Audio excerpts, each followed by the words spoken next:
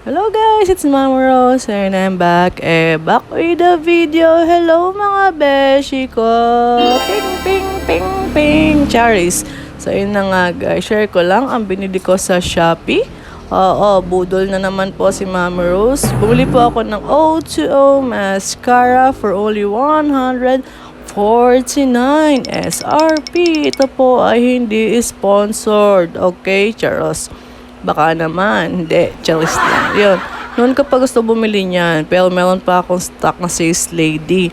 Yung Sales Lady is maganda naman, kaso nga lang, once na nagtagal is napupunta sa ilalim ng mata mo at nagmumukha ng eye bag sa itim dahil kumakalat nga doon. So, yun yung review ko doon. At salamat naman po naubos na.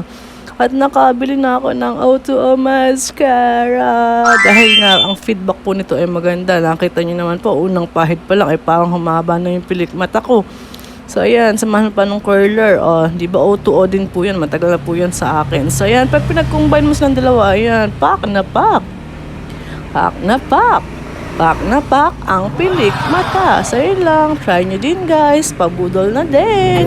Bye!